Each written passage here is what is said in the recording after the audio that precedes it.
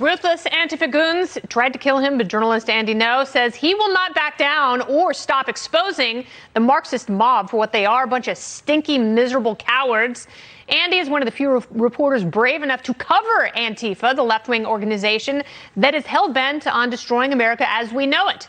They've said it. They have destroyed federal buildings, businesses, and the centers of cities from Seattle to New York. They battled cops and threatened, intimidated, or even assaulted anyone, especially journalists, who stands up to them, which is exactly what happened to Andy a little over a week ago. He's the son of Vietnamese immigrants, and he was documenting Antifa when he was chased and attacked again. He managed to get away and hide out in a Portland hotel, but not without injury. He was bloodied and bruised and now says he has trouble walking because of the excruciating pain. He's also been canceled because of his work. His book is banned outright in some places, and Twitter just acquiesced to the lefty mob and took the title of journalist off his profile. Here with me tonight, journalist and author of Unmasked, Inside Antifa's Radical Plan to Destroy Democracy, Andy Ngo. Welcome back, Andy. Thank you. So how is this attack a little over a week ago, how is it different than the other ways that you've been assaulted by Antifa? Well, it comes after they've made 2 years of threats to kill me and murder me, and they had that opportunity a week and a half ago. You know, I get a lot of criticisms for why I continue to do what I do, given how I was beaten 2 years ago and given a brain hemorrhage. And I always do risk assessment, but it's been impossible for me to find private security who's willing to take me on as a client because of the threats that are made against me. And I made the decision that in America, given my own parents' experiences escaping communist tyranny in prison camps, I'm not going to allow extremists to tell me what I can and cannot do in public, and to tell me that I'm not able to exercise my First Amendment rights. And that comes at severe risk. And with due respect to journalists and bureaus in DC and New York, they're not on the ground, which is why the American public is so misinformed about Antifa. That's how you get things like Antifa doesn't exist, and you get things like their riots are mostly peaceful. They're not peaceful. They don't want them to be peaceful. And there's Kill Andy Ngo graffiti all over Portland. They really are gunning for you. And it's upsetting when a big tech company like Twitter does acquiesce to that, and they take journalists off of your bio. How did that feel?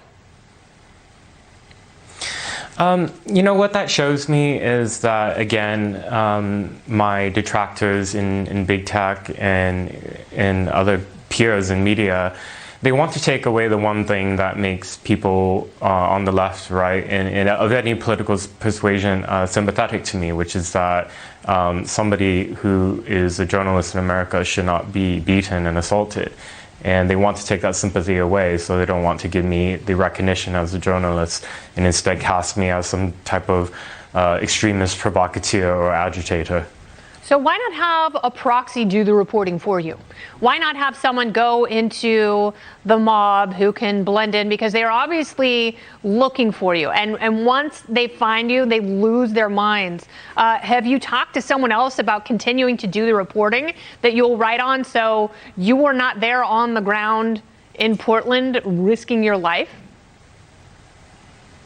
Yeah, so all my options are out on the table for now, and I just want to remind everyone that I went for the beating that happened 2 years ago when they nearly killed me. I went for 2 further years of being able to cover them. That's how I was able to gather the material for my book, Unmasked. So they think that this is going to stop me. It's not going to stop me. I'm going to wise up. At the same time, they're becoming more sophisticated, more organized. We're a week and a half since the beating that happened to me in Portland, and nobody's been arrested. But it does demonstrate that in some American cities, it is extremely dangerous to cover the far left.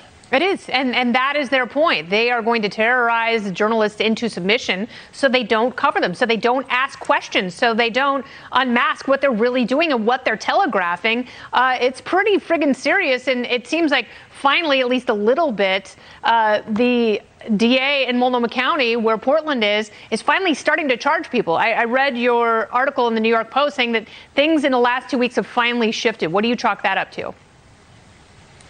Yeah, so even though nobody's been arrested in regards to assaulting me, there have been 16 other, both local and federal arrests and charges that happened in Portland. And this change is significant in that it potentially means that our district attorney is facing enough of a backlash from the populace that he realizes this whole catch and release program that was implemented last year, which allowed 90% of the 1,000+ people who were arrested at riots to be let go, that's not sustainable.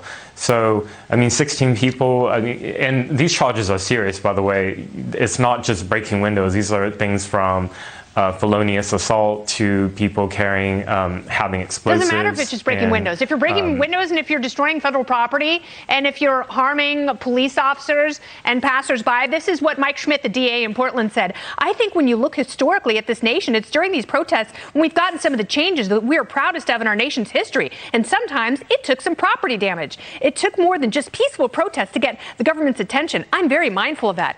He's also mindful of absolutely no accountability and a city that is in ruins. It is disgusting. It is unacceptable. And I'm glad someone is documenting it, but I want you to stay safe. Thank you so much, Andy.